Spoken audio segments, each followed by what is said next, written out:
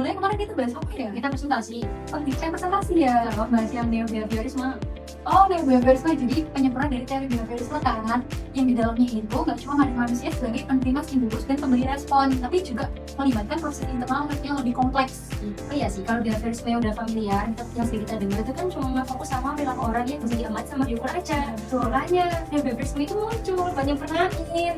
Neo-behaviorisme merupakan salah satu aliran dalam psikologi yang berkembang dari behaviorisme klasik, dengan menambahkan unsur-unsur internal seperti motivasi, tujuan, dan faktor kognitif untuk memahami perilaku manusia maupun hewan. Aliran ini lahir sebagai respon terhadap keterbatasan behaviorisme tradisional yang cenderung melihat perilaku hanya berdasarkan hubungan stimulus dan respon, tanpa mempertimbangkan aspek internal yang mungkin turut berperan. Neo-behaviorisme berkembang antara tahun 1930 hingga 1950-an sebagai pengembangan dari behaviorisme klasik. Para tokohnya seperti Edward C. Tolman, Carl Hall, Edwin Guthrie, dan B.F. Skinner berargumen bahwa untuk memahami perilaku manusia secara menyeluruh perlu juga pertimbangan proses mental dan internal yang tidak dapat diobservasi secara langsung. Mereka memperluas teori behaviorisme dengan memasukkan konsep seperti motivasi, harapan, peta kognitif, serta variabel antara. Untuk tokoh-tokoh yang ada di neo-behaviorisme, yang pertama ada B.F. Skinner yang terkenal dengan teorinya pengkondisian operan. Bruce Frederick Skinner adalah salah satu tokoh paling terkenal dan berpengaruh dalam aliran neo-behaviorisme. Ia mengembangkan teori pengkondisian operan untuk menjelaskan bagaimana perilaku dipengaruhi oleh konsekuensi, di mana perilaku dapat diperkuat atau dilemahkan berdasarkan konsekuensinya. Skinner berpendapat bahwa perilaku yang diikuti oleh penguatan, baik yang positif maupun negatif, akan cenderung diulang. Sebaliknya, perilaku yang diikuti oleh hukuman akan cenderung berkurang. B.F. Skinner menggunakan metode eksperimen untuk mengontrol variabel tertentu dan melihat efeknya terhadap perilaku. Eksperimen yang ada di video ini merupakan eksperimennya, yakni Skinner Box, sebuah alat untuk mempelajari perilaku hewan, terutama pada tikus dan burung merpati. Kotak tersebut merupakan sebuah ruang tertutup yang dilengkapi dengan komponen utama seperti manipulandum, misalnya tuas atau tombol, serta makanan sebagai reinforcement atau hadiah. Tikus yang dimasukkan ke dalam Skinner Box akan bergerak dan mencoba berbagai perilaku secara acak. Dan ketika tikus tidak sengaja menekan tuas, maka makanan akan keluar sebagai penguatan positif yang kemudian membuat tikus lebih sering mengulangi perilaku menekan tuas tersebut. Dan yang kedua ada Edward Tolman dengan teori terkenalnya peta kognitif. Edward J. Stallman adalah seorang psikolog Amerika yang dikenal sebagai tokoh penting dalam aliran neo-behaviorisme dan behaviorisme kognitif. Ia berpendapat bahwa meskipun perilaku dapat dipelajari melalui penguatan, faktor-faktor internal seperti harapan, tujuan, dan kognisi juga memainkan peran yang sangat penting dalam proses pembelajaran. Ia mengembangkan konsep peta kognitif dan pembelajaran terselubung atau latent learning. Seperti yang ada pada video, pada teorinya Tolman juga menggunakan metode eksperimen dengan tikus dalam labirin. Ia menemukan bahwa tikus tidak hanya belajar melalui asosiasi stimulus dan respon yang sederhana, tetapi juga membentuk gambaran mental atau peta dari lingkungan sekitarnya. Ketika jalur biasa mereka diblokir, tikus mampu mencari jalan alternatif menuju tujuannya, yakni makanan, yang menunjukkan bahwa mereka telah mengembangkan peta kognitif labirin tersebut. Yang ketiga ada Carl Jung yang terkenal dengan teorinya, yakni teori drive. Carl Leonard Hull adalah seorang psikolog yang mengembangkan teori drive atau teori kebutuhan, yang menekankan pada peran kebutuhan biologis atau drive dan pengurangan kebutuhan tersebut, yang disebut dengan drive reduction, dalam memotivasi dan membentuk perilaku manusia dan hewan.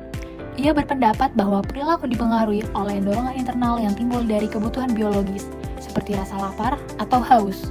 Kebutuhan ini menciptakan drive atau dorongan yang memotivasi individu untuk melakukan perilaku yang dapat memenuhi kebutuhan tersebut.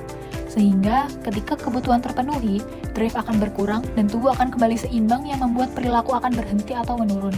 Sebagai contoh, ketika seseorang merasa lapar, kebutuhan biologis ini menciptakan dorongan atau drive yang memotivasi individu untuk mencari makanan.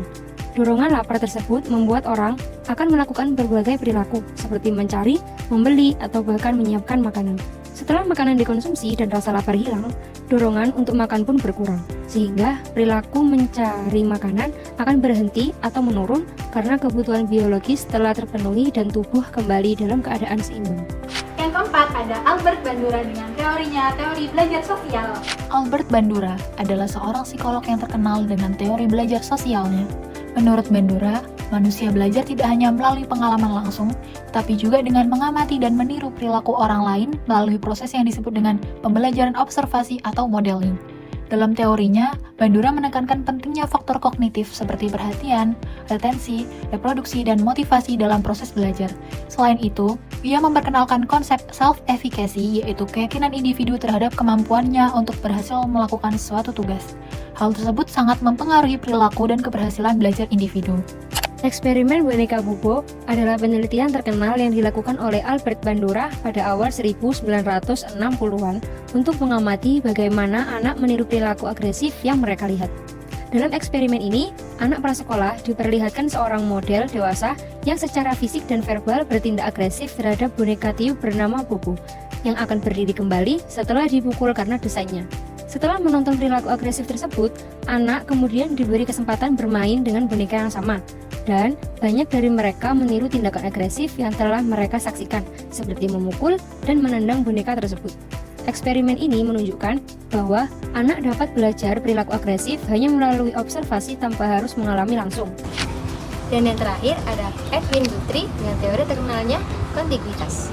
Edwin Ray Guthrie adalah seorang psikolog yang mengembangkan teori kontiguitas yang menyatakan bahwa belajar terjadi karena adanya asosiasi antara stimulus dan respon yang muncul secara bersamaan atau berdekatan dalam waktu.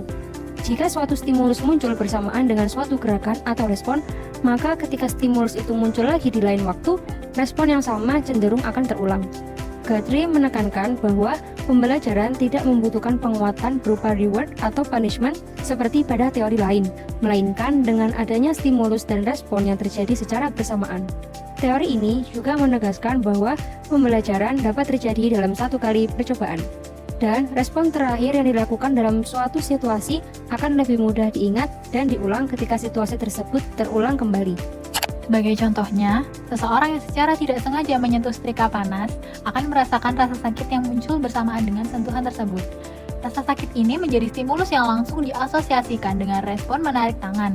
Karena waktu antara sentuhan dan rasa sakit terjadi berdekatan, maka di lain kesempatan ketika melihat atau mendekati setrika panas, orang tersebut cenderung langsung menghindar atau tidak menyentuhnya lagi. Hal ini menunjukkan bahwa stimulus dan respon yang terjadi secara berdekatan membentuk asosiasi yang kuat sehingga perilaku menghindar menjadi otomatis saat stimulus muncul kembali. Jadi, teori neurobehaviorisme ini dapat diaplikasikan di beberapa aspek kehidupan.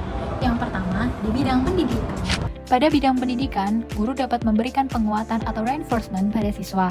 Contohnya, ketika siswa yang aktif dalam diskusi, bertanya, atau menjawab soal dengan benar, serta mempresentasikan tugasnya dengan baik, mendapatkan pujian dan hadiah dari gurunya, mereka akan termotivasi untuk berpartisipasi aktif di dalam kelas. Kemudian, guru dapat memberikan hukuman atau punishment yang tidak menyenangkan pada siswa. Contohnya, ketika ada siswa yang bolos kelas, guru dapat memberikan hukuman berupa tugas dan kerja kelompok agar mereka tidak mengulangi perilaku bolos tersebut. Yang kedua ada di bidang psikologi klinis.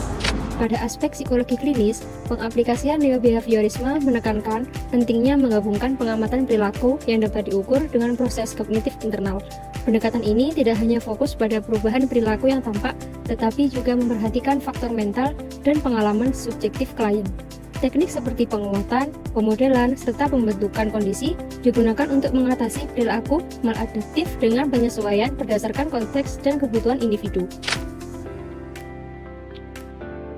Dan beberapa aspek lainnya. Jadi, neurobehaviorisme itu membantu kita untuk memahami gimana belajar serta berbagai perilaku seseorang. Iya, dengan itu pembelajaran jadi lebih efektif karena nggak cuma fokus sama perilaku yang nampak dari luar, tapi juga fokus sama motivasi dan pemahaman siswa sehingga lebih aplikatif untuk digunakan pada aspek pendidikan dan membantu kita untuk merancang metode pengajaran yang lebih baik serta sesuai dengan kebutuhan siswa. Terima kasih.